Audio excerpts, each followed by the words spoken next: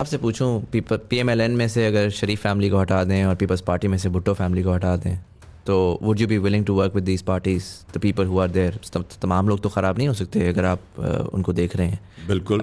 تو جس طرح مفتاح اسماعیل صاحب ہیں، شاہد خاقان عباسی صاحب ہیں، وہ آج کل ذرا باہر ایک ریفارم پاکستان کی بات کر رہے ہیں، تو اس کے اندر کیوں نہیں پی ٹی آئی ان کو ریچ آؤٹ کرتی اور ان کے ساتھ مل کے ریفارمیشن کی بات کرتی؟ دیکھیں، بالکل میں پولیٹیشنز کے ساتھ بات کرنے کے لیے ہمیشہ تیار ہوں. چوروں کے ساتھ میں بات نہیں کرنا چاہتا. زرداری خاندان اور شریف خاندان اس ملک کے سب سے بڑے لٹیرے ہیں.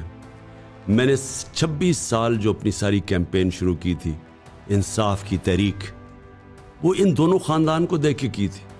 میں واحد پولیٹیشین تھا جنہوں نے ان کو جوائن نہیں کیا. اس نے کہا یہ دونوں چور ہیں 26 سال پہلے.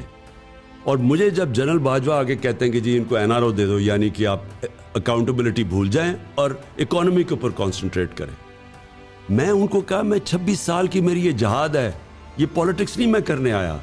تو ان سے تو کسی صورت بات ہو نہیں سکتی، کیونکہ یہ کبھی بھی پاکستان کو چلنے نہیں دیں گے، کیونکہ انٹرسٹ ان کے جو ہیں وہ پاکستان کے انٹرسٹ کے خلاف ہے.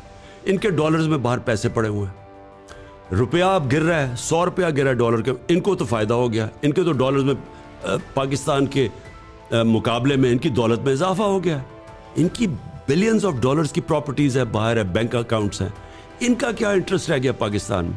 تھوڑا سا پرابلم آتا ہے یہ باہر بھاگ جاتے ہیں. میں سوال آج پوچھتا ہوں اور اپنے سارے جو سننے والے ہیں، مجھے یہ بتائیں کون سی دنیا کے اندر آپ کی رولنگ ایلیٹ، وہ ان کی پراپرٹیز باہر ہیں، ان کے پیسے باہر ہیں، جو ان کو پیسہ ملتا ہے وہ ڈالر میں کنورٹ کر کے باہر بھیج دیتے ہیں. ان کا انٹرسٹ کتنا رہ گیا پاکستان میں؟ ان کا اور پاکستان کی عوام کا انٹرسٹ کیا کامن ہوگا کہ یہاں آپ کا روپیہ گرا ہے تو یہاں غربت بڑھ گئی ہے، مہنگائی ہو گئی ہے، ادھر وہ بیٹھے ہوئے تو ان کی دولت میں اضافہ ہو گیا. تو یہ تو سب سے بڑا تضاد یہ ہے. میں ایکچولی جو آپ نے کہا نا ریفارمز کیا کروں گا، ایک ریفارم یہ کروں گا کہ جو پاکستان کے اوپر بڑے عہدے پہ آئے، جو پاکستان کا وزیر بنے، جو وزیر اعظم بنے، اس کی ساری پراپرٹی اور پیسہ پاکستان میں ہونا چاہیے. اگر ان کا پاکستان میں پیسہ نہیں ہے اور وہ ملک سے باہر پیسہ رکھ رہے ہیں، میں فرق کروں گا. ایک وہ پاکستانی ہے جس نے محنت سے باہر پیسہ کمایا ہے، وہ بالکل مختلف ہے، وہ اس ملک کا احساس ہے. ایک وہ ہیں جو یہاں بیٹھ کے جو پیسہ بنتا ہے یا ٹیکس بچانے کے لیے یا چوری کا پیسہ ملک سے باہر بھیج دیتے ہیں. یہ تو اس ملک کے دشمن ہے، غدار ہے ملک کے. تو میں اس پہلی ریفارم یہ ہوگی کہ آپ اگر کوئی ملک کا بڑا عہدہ لینا چاہتے ہیں، پہلے ڈسکلوز کریں کہ آپ کی پاکستان سے باہر کوئی پراپرٹی یا پیسے ہیں تو ڈسکلوز کریں. اور اگر پتہ چلے کہ سب سے بڑی سزا ملنی چاہیے ان لوگوں کو کہ آپ بڑے عہدے کے اوپر بیٹھ کے اب آپ باہر آپ کے پاس پراپرٹیز. اب نواز شریف مجھے بتائیں، وہ ہر باری باہر بھاگ جاتا ہے.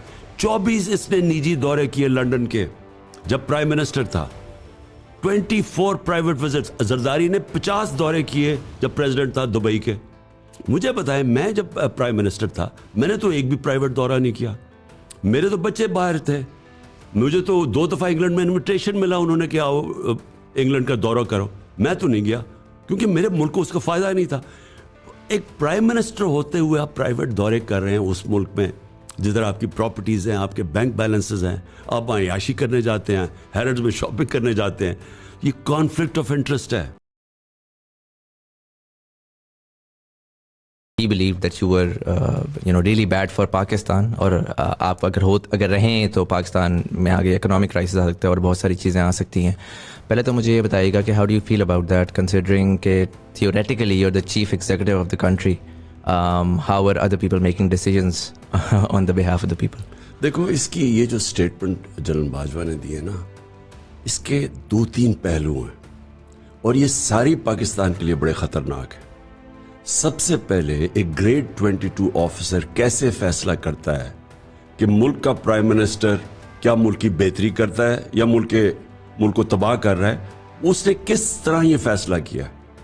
پہلے تو یہ ڈیسیجن میکنگ کے اوپر غور کرنا چاہیے کہ بند کمروں میں ایک آدمی اپنے جو بھی کولیگز کو ملا کے فیصلہ کرتا ہے، جس سے ایک الیکٹڈ گورنمنٹ جو کہ اس ملک کے لوگوں نے الیکٹ کیا ہے اس کو ہٹا دیا جاتا ہے سازش کر کے.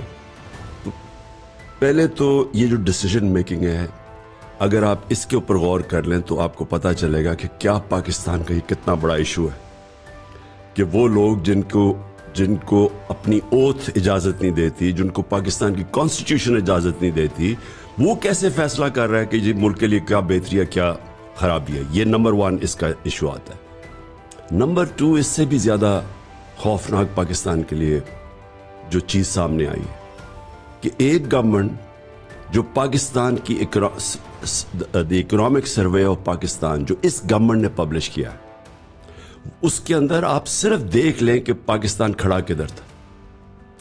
پچھلی مارچ 2022 میں پاکستان کدھر کھڑا تھا، اور جب رجیم چینج کیا تو آج پاکستان کدھر کھڑا ہے. 10 مہینے میں پاکستان کدھر سے کدھر پہنچا ہے. یعنی ایک رننگ اکانومی. سارے پاکستان کے جو اکنامک انڈیکیٹرز تھے وہ سب پازیٹیو میں تھے. ساری جو ہم نے ٹارگٹ سیٹ کیے تھے، مثلا ایکسپورٹس کے، ریمیٹنسز کے، گروتھ ریٹ کے، ایگریکلچر پروڈیوس کے، جو آئی ٹی ایکسپورٹس، سارے ہم نے اپنے جو ٹارگٹس تھے ان سے اوپر آگے نکل گئے تھے. 2 سال کووڈ کے باوجود پاکستان کی جو پرفارمنس تھی 17 سال کے بعد بہترین پرفارمنس تھی. اور 17 سال پہلے امریکن ڈالرز آ رہے تھے، ہم ان کی جنگ لڑ رہے تھے. یہ امریکن ڈالرز آنے کے بغیر ایک اکانومی تیزی سے آگے جا رہی تھی، اور آئی ایم ایف اسے کہہ رہا تھا سسٹینیبل گروتھ پہ نکل گئی تھی، انکلوسیو گروتھ پہ نکل گئی تھی. یعنی ہم اپنے نچلے طبقے کو بھی اٹھا رہے تھے. ہیلتھ کارڈ جو کہ ریولوشنری چیز تھی پاکستان کے ہیلتھ سیکٹر میں، احساس پروگرام جو دنیا نے اکنالج کیا، ورلڈ بینک نے کیا، اسٹینفورڈ یونیورسٹی نے اس کو سنگل آؤٹ کیا. ویڈیو اگر پسند آئی ہو تو اس کو لائک ضرور کریں، شیئر ضرور کریں، چینل کو سبسکرائب ضرور کریں، بیل آئیکن پر ضرور کلک کیا کریں فار نیو نوٹیفیکیشنز، اور مجھے انسٹاگرام پر بھی لازمی فالو کریے.